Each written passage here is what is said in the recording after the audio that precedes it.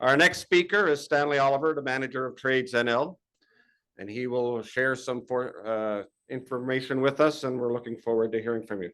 So Stanley, it's all yours. Okay, can you hear me back there? Maxine, can you hear me?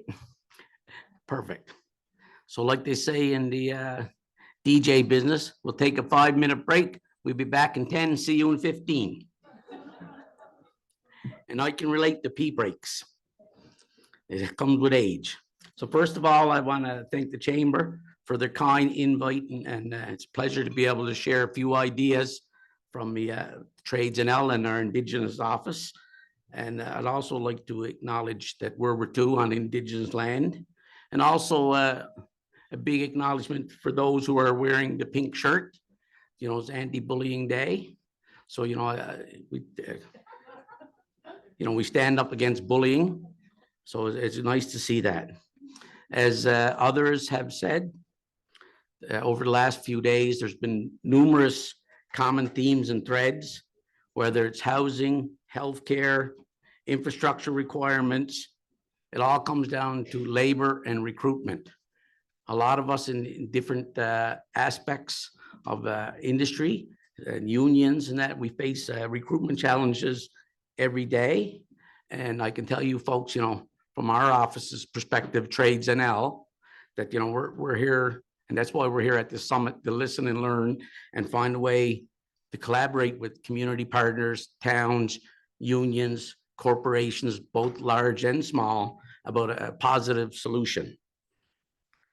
Also, before I begin, I want to take a second just to acknowledge the elders in the room and the union leaders. We always appreciate your partnership that you offer Trades NL, and just like to reflect on that the seniors and the elders in the room. Somebody mentioned Joan Stamp. She was a big advocate for seniors for many, many years. I used to be in government as an executive assistant back in the day in the politics. And Mrs. Stamp was a force to be reckoned with right till about a month before she passed. And she didn't mind picking up the phone and telling ministers or the premier, now listen here, my son. Right. So she was, again, we acknowledge our elders and the contribution. And the boys in the Wizard of Oz curtain are going to try to keep up with me, or I'm going to try to keep up with them. So again, thank you. Who are we? We are Trades NL. We are made up of 14 building construction unions across this province. We represent over 50 trades, way too many to mention. We represent 15,000 members. We are your neighbors. We are family. We are your communities. We believe in what you believe in. We struggle the same as everybody else. And it's been mentioned here, by the union leader, Mr. Justin, was it Justin? Yeah, we make big money. Some of our guys are making $65 plus overtime. They're in 6 figures, but they face the same struggles. Childcare, fly in, fly out, being away from home is all hard on their mental health. We understand the business, but we are family, and again, we understand, and we're trying to work together with many partners. Next slide, please. These are just the logos of our, shouldn't say just, these are the logos of our 14 unions. And some of our unions are over here. Some are in other areas, like other mining towns, Bull Arm, and other larger projects. Why would anybody want to work with unions? Well, I can tell you why you should choose our workforce. Because we have the history, we have the integrity, we're productive. Unions are built on relationships first, teamwork. We're all about problem solving in a positive way. Safety is number one. We have large, and I'm preaching to I converted here with the unions, Josh and a few others, they know the safety protocols, standards. That's what make us productive. That's what make us safe. That's what make us good workers. We have site security in our area. We have security in our unions, meaning we're used to chasing work and we're used to getting work. Trades NL and our unions have won many national awards in the country. Next slide, please. We are qualified, and I'm going to get into a little bit about announcement that we made a couple of weeks ago about our own College of Skilled Trades that can help advance apprentices in this province. We're job ready. When there's a big job that happens, whether there's IOC at Decorah, and they call them project jobs, might be for 6 weeks. And, a lot of our fellers are job ready. They come prepared to work. They have their safety training. They have their standards, their protocols. We're nationally and internationally affiliated. Trades NL is a very active member in the Canadian Builder Trades Union, which represents over 260,000 workers and over 90 trades. One of our biggest things that Trades NL does, one of the biggest things that our Office of Indigenous Relations does, is advocate for apprentices. We always like to insert a few little tidbits. Of course, did you know projects are 40% less likely to experience a shortage of skilled labor in the union labor? So just think about that for a second. As I mentioned, we have our own College of Trades that we announced. And what this is a new program. Some of it is an online based program, and there's a practical side to it. It's all about having young people, attracting young people to the trades, exploring the trades, building their skills, connecting with the unions and training centers. We also have our own 6 training centers, but I'm also happy to report, and he'll be on the panel with us later, that we have a very good relationship with the public institutions, meaning College of the North Atlantic. We work hand in hand with the College of the North Atlantic to help fill that skilled trades gap. But if they don't have a course or a trade or enough students, we also have some of our unions that run their own training institutions that will help fill that gap. So we're not duplicating efforts, we're coordinating our efforts. We work parallel with them to fill that gap. Next slide, please. So a little more details about the College of Skilled Trades. And if you go to our website, www.tradesnl.com, and you will see this. You just press the icon for all you IT people. And, it helps plan your construction career. It's about young people. They can go in and see what they're interested in, what their skill level is. I had a wonderful conversation with a lady here at lunchtime. Her name was Kelly. Her son is doing welding in the school here. And he's looking to advance in that. He's also has other interests. When he was in high school, and she didn't mind telling me, I told her I was going to tell the story. When he was in school, it was all about high school, only last year, it was all about academics. And he was kind of being pushed aside. But now he's in welding. He's top class in the top 5. So no insult to academics, I happen to be one. But for those who want to participate in the skilled trades, you can make long-term sustainable job. It cannot be viewed anymore as a last term of employment. Like when we were young on the coast of Labrador, you were told if you can't do nothing, you go fishing. Teachers actually told us if you're not smart enough going to university, go to trade school. So those days are long gone. Young people can make good money in the trades, long-term sustainable careers. You can get a trade and become an apprentice, a journey person. And again, I'm talking to a lot of people who've been through it, like Graham Leto, who made good money at IOC for a long term and made good pensions and a good career. So this is what we tell people. It's not the last resort occupation. It's a long-term sustainable career. We need to get into the schools, earn while you learn. It's attractive salaries, There are growth opportunities beyond. And then, of course, if you're in the industry, you can become a union leader, and that's a whole new game. You know, connect with the training institutions that we have. You know, we Trades NL will support you through the apprentice navigation. Again, it's a journey into a career, not something that should be viewed as temporary. We spend a lot of time speaking at conferences like this. We spend a lot of time going into high schools. We spend a lot of time going into remote communities across the province. Next slide, please. So as I said, we have our own institutions that in conjunction, in parallel with the public institutions, and these are some of them that we have.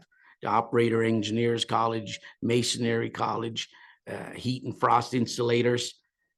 And again, it's about building a career path, helping young people build what they want to build. And once you build that career path, I can tell you folks, the opportunity, as we heard the last few days, are immense. Despite the challenges that we have in Labrador, in this province, and the challenges that we have in Labrador are not unique to Labrador. It's happening all over the country. But the opportunities include maintenance work. Once these buildings are built, even in Fairmont, who's going to maintain them? Who's going to paint them? Who's going to do the electrical? Who's going to do the painting? I can tell you who, it's tradespeople. If you've seen it, we built it as tradespeople. It's oil and gas, it's mining, and I don't have to tell the folks in this room about mining. And there's lots of other things happening in the province. Marathon Gold, it's renewable resources, wind and solar. Who's going to put them panels up? Not old farts like me, it's going to be somebody else. It's going to be young people who has their fall arrest, who has their WIMIS, who has their safety protocols. They're the ones that are going to install it. They're the ones that's going to maintain it. We're just users. Hydroelectricity, we heard Jennifer Williams talk about the things that's coming in, even in Churchill Falls, to maintain it, to expand it, perhaps Gull Island. You know, when we say ICI work, what we mean by there is government funded jobs. Whether it's public partnerships, those will be contracted out. Last year, the province built almost 100 million, or spent almost $100 million in road construction. Who's driving them payloaders? Tradespeople. Bull Arm. I mean, that's a world-class facility that Newfoundlanders and Labradorians, tradespeople built. Next slide, please. And the opportunities for Trades NL and the tradespeople that we have now, over 15,000, and the ones coming into the system, is to work with the government on their apprentice review. They had 7 town hall meetings in the last, we're waiting on the report now, it should be issued soon. I think, again, Lab City was one of the town hall meetings. There was about 26 of us there, everywhere from an apprentice one to a pre-apprentice to a journey person to employers. The provincial government is working hard with Trades NL to better understand what the apprentices want. And what I heard from Lab West, please correct me if I'm wrong, anybody, is that they want more to block training here in their communities. Yes. Because if you're an apprentice 1 or apprentice 2, and you're married and you got a small child home, it's hard for people to leave for 6 weeks. So the government needs to understand that we need to bring the apprentice training closer to home. That's how we begin to recruit new tradespeople.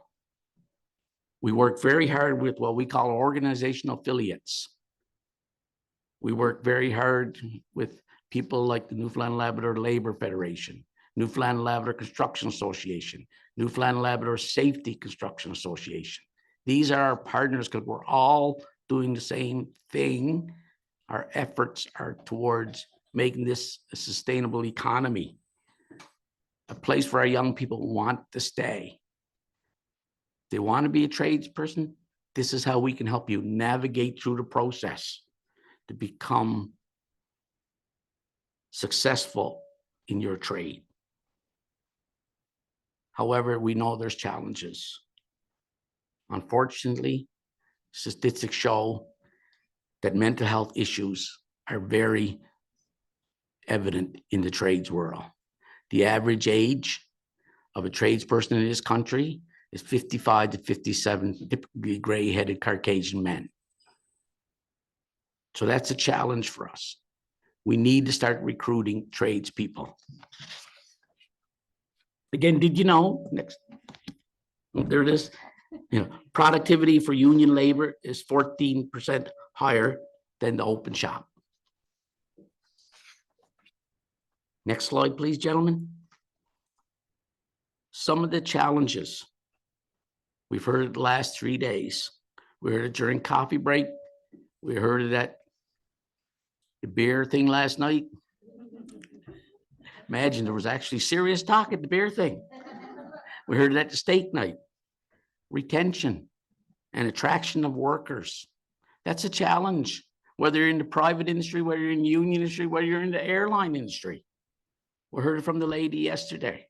My son-in-law is a mechanic, one of the chief mechanics for Powell and Happy Valley Goose Bay. He spends a lot of time working overtime because they don't have enough. I also told him jokingly, don't ever walk into my house with a handful of bolts and not say it was a hard day. Because I do a lot of flying. They don't make me feel very safe. But my point is, it's very stressful for these young people who hold these jobs. He has a stressful job and he's highly certified. Because he tells me, he says, Dad, I keep that plane there. I said, that you do, my son. Canadian Apprentice Forum, that's a national organization, reports, folks, that nationally, there will be 155,000 trades deficit in people in the next 5 to 10 years. Well, I'll argue with that because we're there now. We can't find the hard to fill positions. We can't find enough plumbers. We can't find enough millwrights because some of them are heading to BC because they're getting higher wages. In this province alone, we're predicting 4,000 to 5,000 deficit. So let's think about that for a moment. Let's flip that for a second. From an Indigenous perspective, the fastest growing population in this province, in the Atlantic province in the country, is Indigenous people. So there's an opportunity for us as trades now, for us as colleges, for us as private institutions, for us as unions, TCORA, ILC, to hire more Indigenous people in the skilled trades to help fill that gap. And we're doing it. We're helping move towards filling that gap. They talked, next slide, please. Okay, there we go. So I guess we talked about, I heard the moderator use the word, coin the phrase, task force. 2017, prior to that, was the peak of Muskrat Falls. Muskrat Falls had 6,500 tradespeople. Less than 4% were Indigenous. Less than 4% were women. Trades and out, the government got together. Thank goodness for Darren King. He had a vision and he sends his regrets. We got to do a better job collectively. Unions, tradespeople, towns, and the towns do have a role to play. The mayors, you've heard them spoke very adamantly about some things happening here. Collectively, we got to do it together. So they developed the Indigenous Skilled Trades Office and hired a little fella.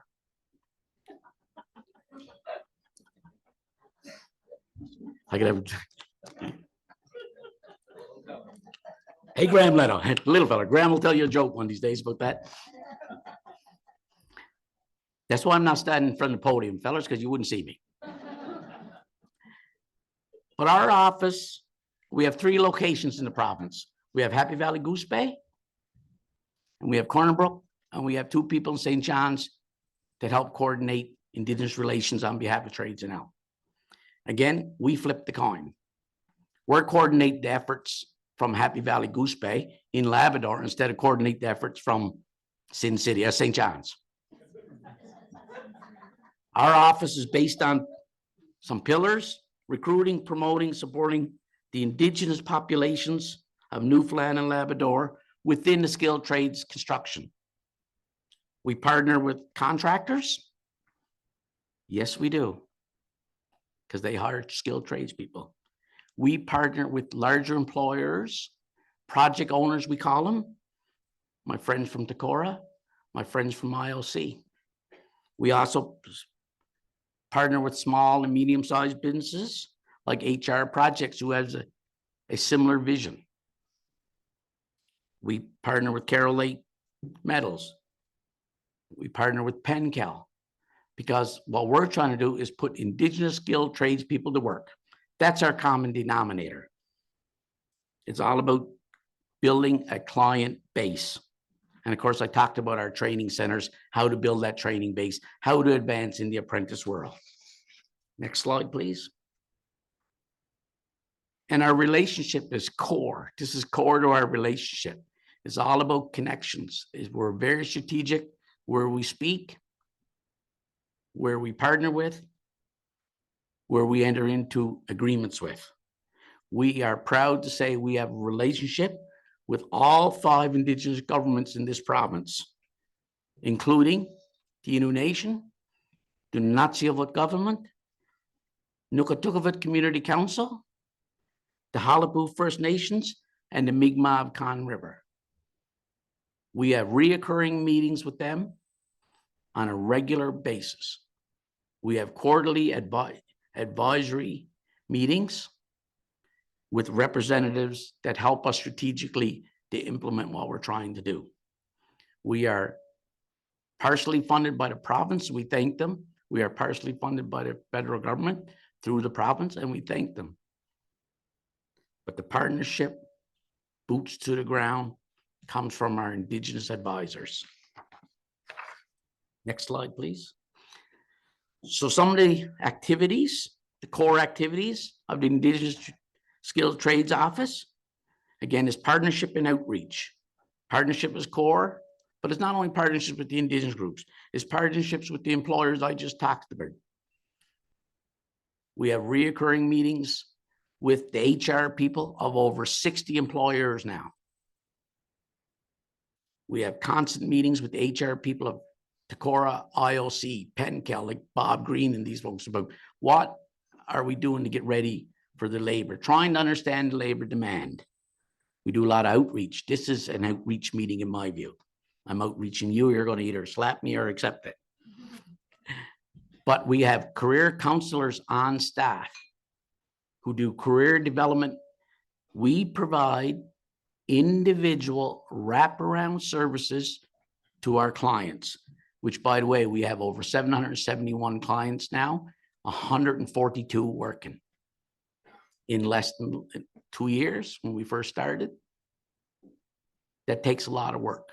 Our career counselors are very qualified in what they do and are very passionate about what they do. It's all about apprentice service and supports. We work very closely with the province through their apprentice program officers about providing that support. Because what we found, specifically from an Indigenous remote clients, they don't always know how to navigate to the apprentice process. They don't always know how to navigate through the union process. Some of our sites, you had to be a union member to go to work there. How do we do that? We work with the union reps to get the Stanley Olivers to be a union member so they can go in on site and become a worker. Is understanding that. And we've had great success in Lab West with our union presidents who have helped us understand it and help advance Indigenous people. We work with partners like the Labrador and Aboriginal Training Program, College of North Atlantic, our own training institution, about providing that training support. And we just don't throw those 771 clients out with the bathwater once they got a job. And this is what takes a lot of work. And that's why we have employer counselors and career counselors. We'll do client follow-up. After 6 or 7 weeks, we'll because a lot of our apprentices or a lot of our union guys, they're out chasing work. They don't always follow up with us. So we'll follow up and say, how you doing? And are you still working? They might say, no, but my wife had a baby. I can't go. Okay, what else can we do to help you find a job? Our offices we developed, and we've done it over here, and we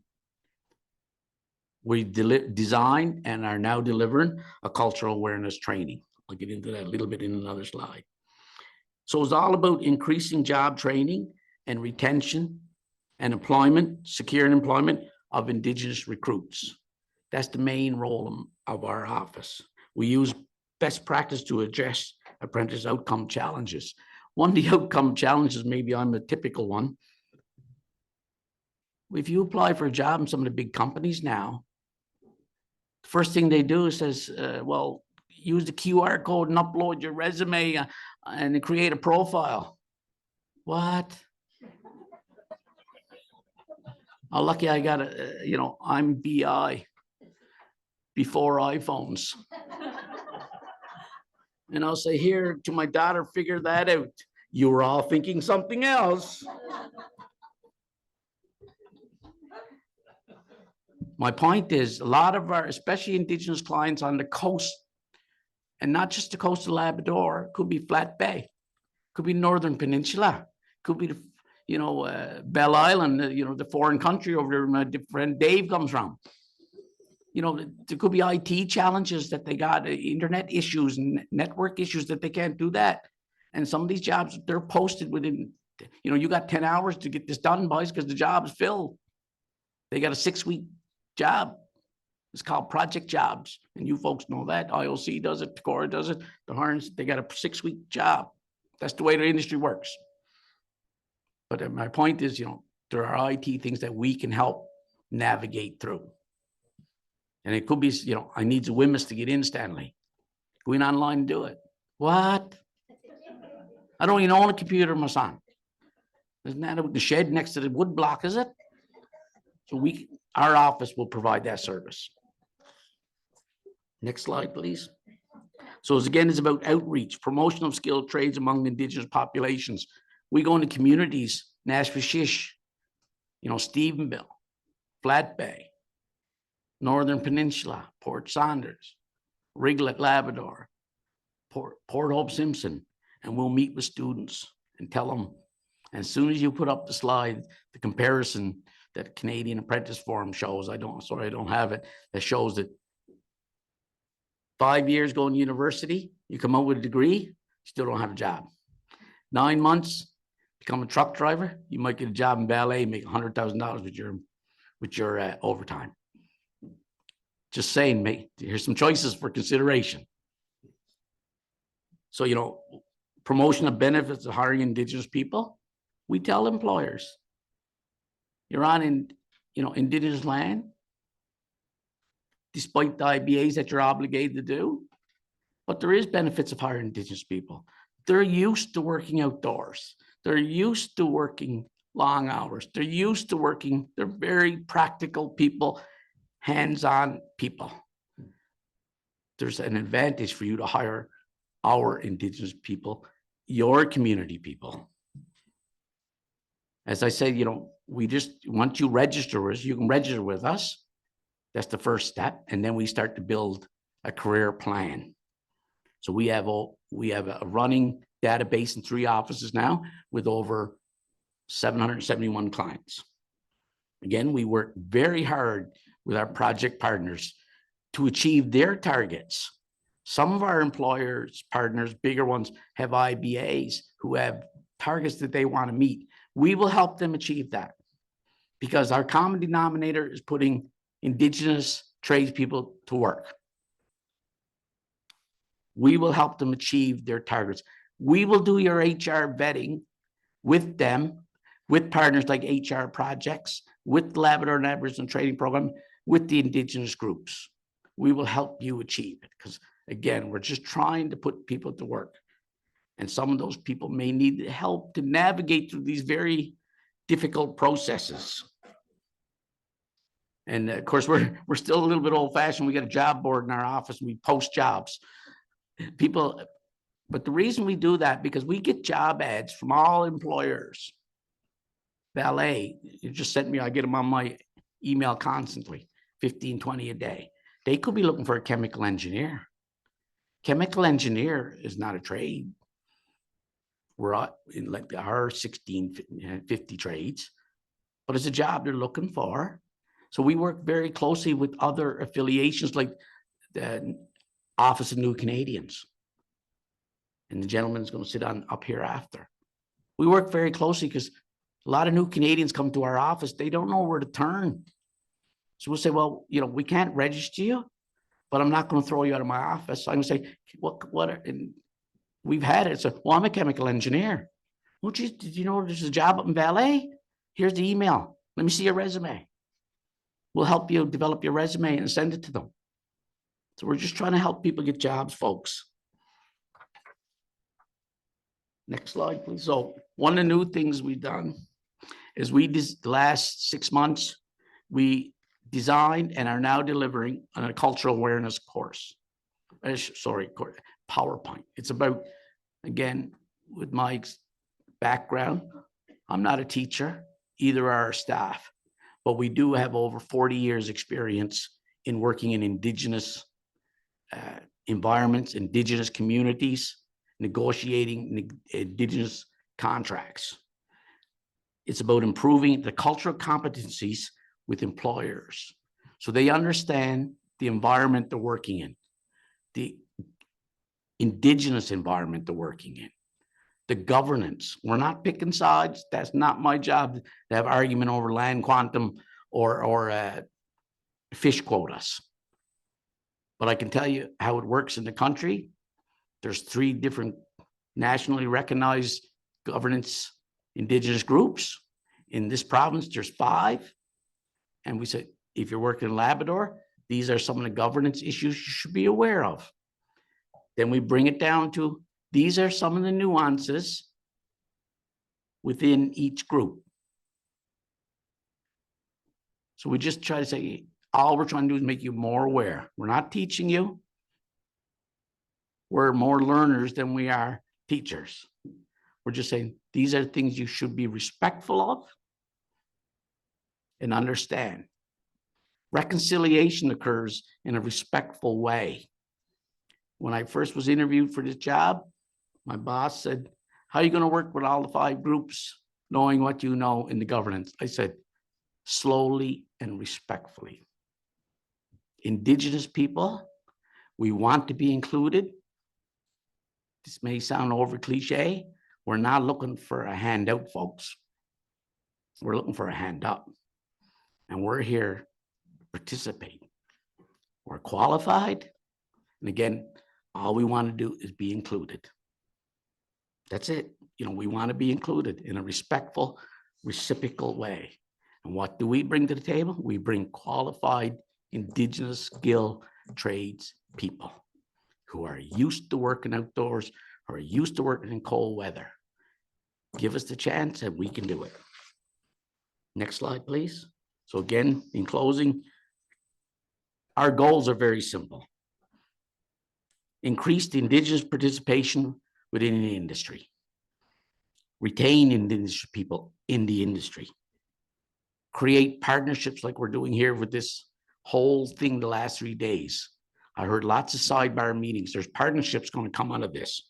So hats off to Lydia and her crew. Hats off to the chamber for putting this together. Because and some conversations are difficult. I apologize if I've upset people from an Indigenous perspective, but sometimes the conversation has to occur. The hard language has to be said. But that's when we learn from each other. And as again, we want to participate. Skilled Trades and Al can help you. We can help each other and increase the completion rates of Indigenous people within the industry. Thank you.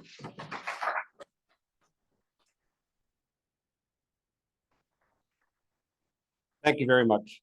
I'll ask our 2 other panelists to come up and we'll get moving right away. So that will be Khalid Hariri, Senior Manager of Employment Services, Association of New Canadians. And Brent Howell, Dean of Natural Resources and Industrial Trades, College of the North Atlantic.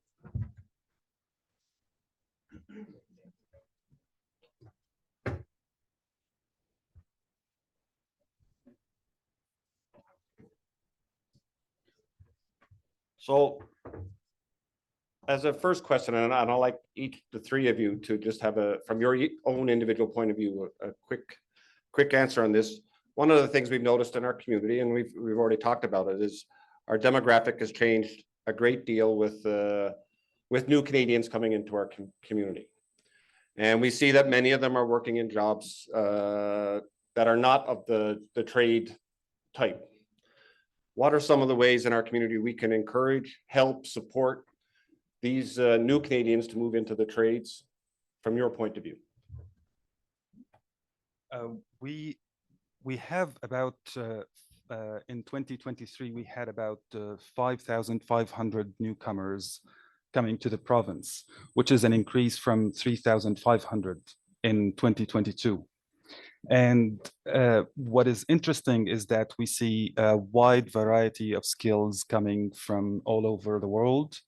And it's interesting because sometimes we see carpenters, we see plumbers, we see electricians, but the thing is, they struggle with the language, because when we talk about academicians, the economic PRs, they come with their language skills, they come with their university degrees.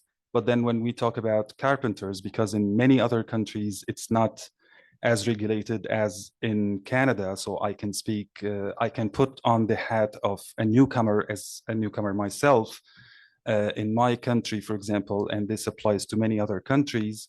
To go into the trade, you don't have to go to school. Whereas in Canada, it's always a better option to go to school first and then get into the trade.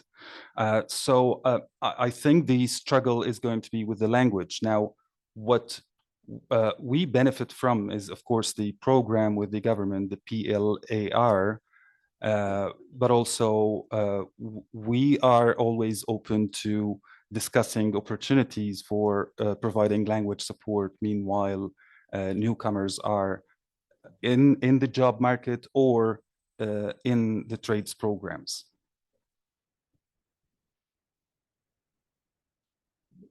Well, I'm not sure I have a lot to add to that, but on the language proficiency side, maybe there is some collaboration that we could do with various groups to explore things like language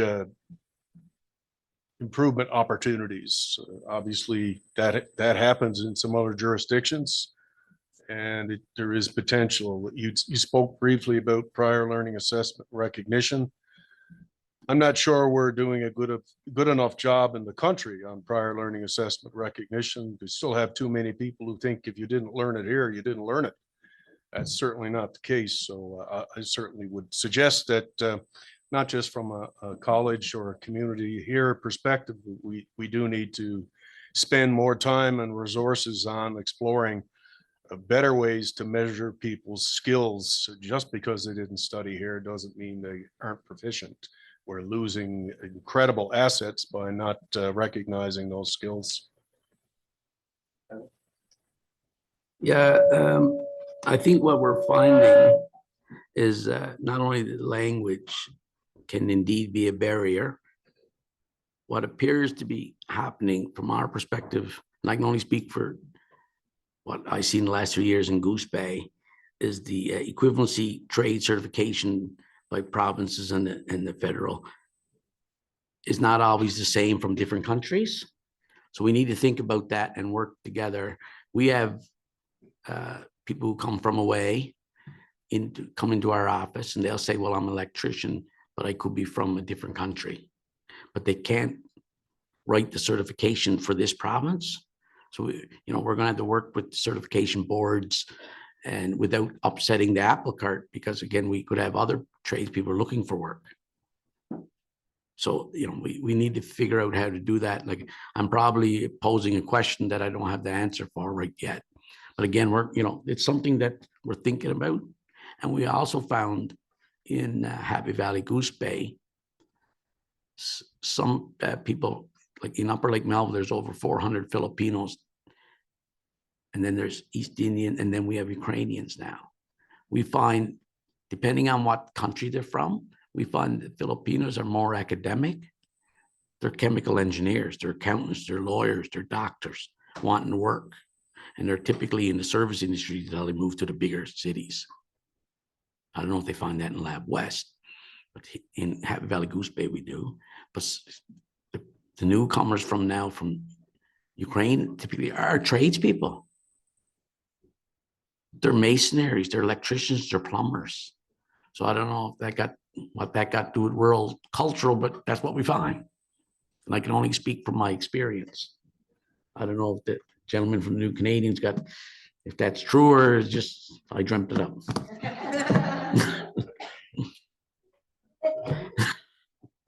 It's getting late, folks. Yeah.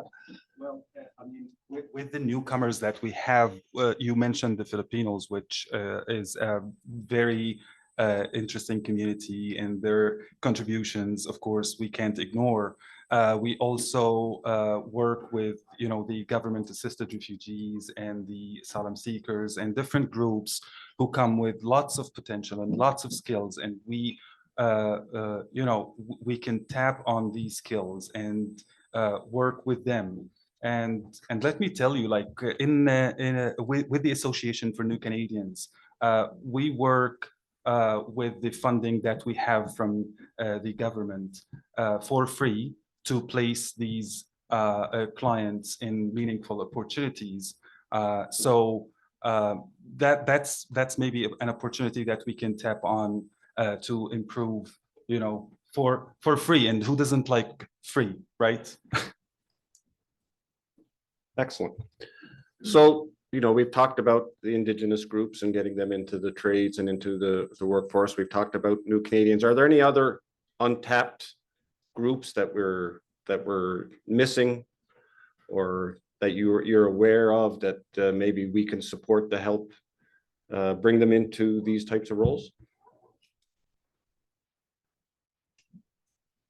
Well, I think we still do have young people who are likely in the age group of 19 to 25, 28, who aren't necessarily as engaged as they might be. And I think there's an opportunity to capitalize on the availability of these folks and work to have them engage in areas like skilled trades and other areas, because as Stanley mentioned earlier, this country is facing a major skill shortage on industrial trades, and not just industrial trades. You heard yesterday, the pilot shortage, there's an aircraft maintenance shortage. There are planes not flying because there's nobody to fix them.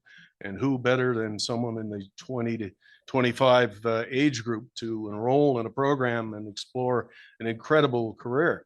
So I do think I don't know what the numbers are like anymore. I used to know the numbers, but in this province, and I'm sure in this area, we still have people who are not as engaged as they might be.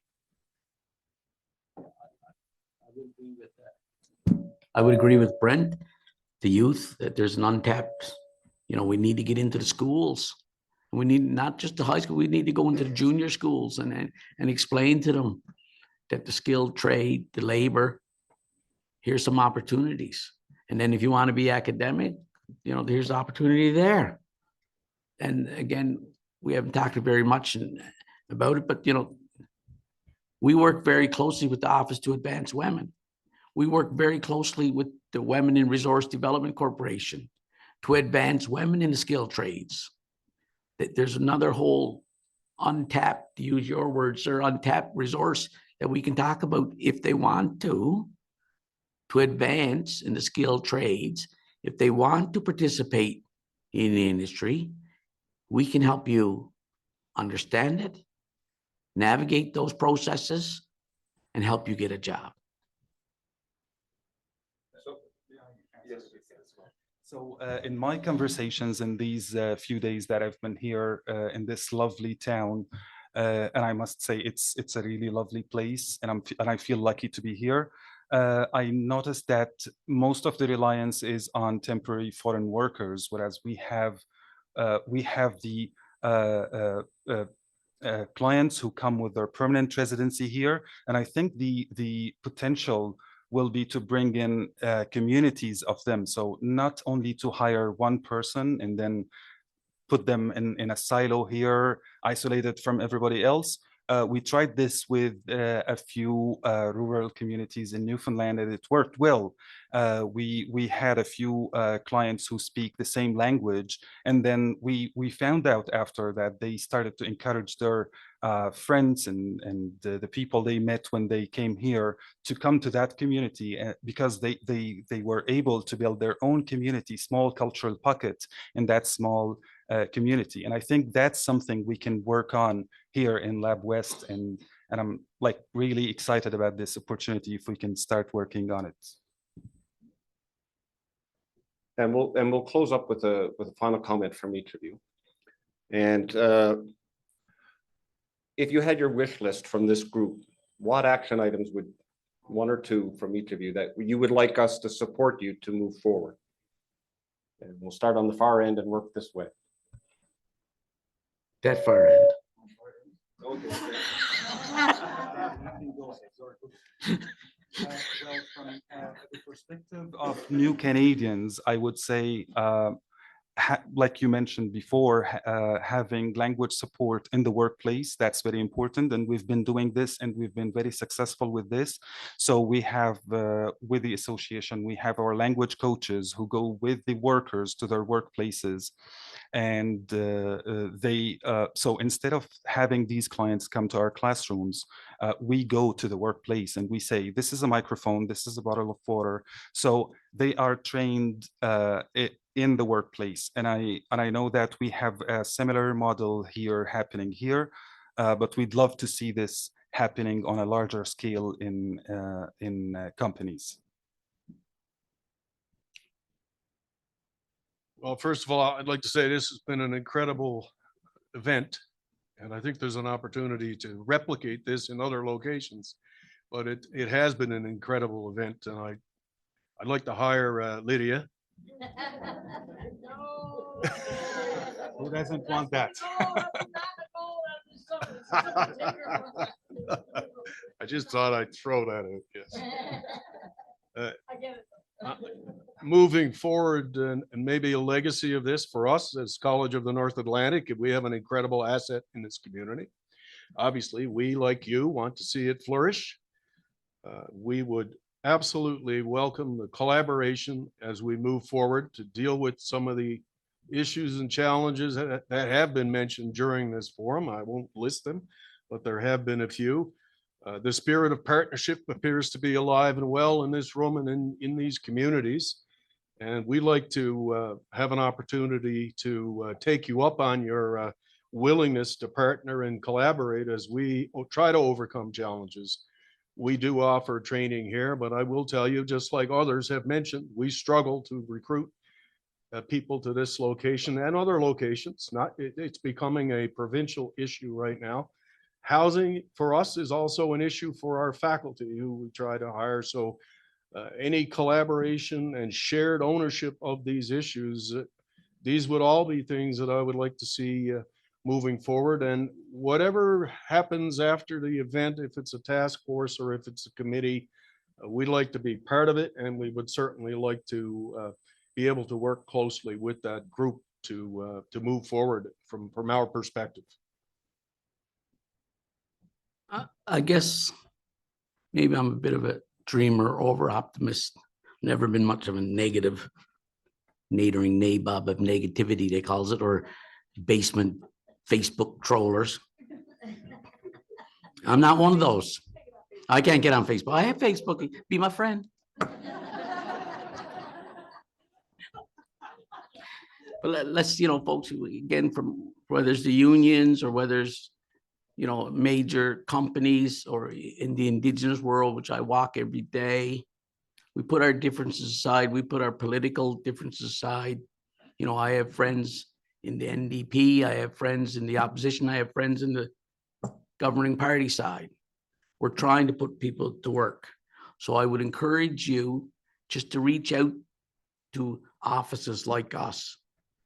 We want to sit at the table with you to develop, you know, a Labrador solution, an industry solution, a labor deficit solution.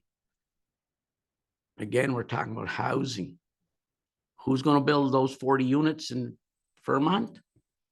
Tradespeople. Who's going to maintain them? Tradespeople. So engage with us, consult with us. We have the experience. We have the clients. We can help work towards a solution. So that's what I would say. Just include organizations like Trades and like our Indigenous office. And we will help work towards that. Again, I can't thank enough the Chamber for pulling this together. It's been a great couple of days. We've made a lot of connections, reacquainted with connections, seen some good partners, and we are making strides. The ceiling is not falling, folks, because tradespeople are going to keep it up.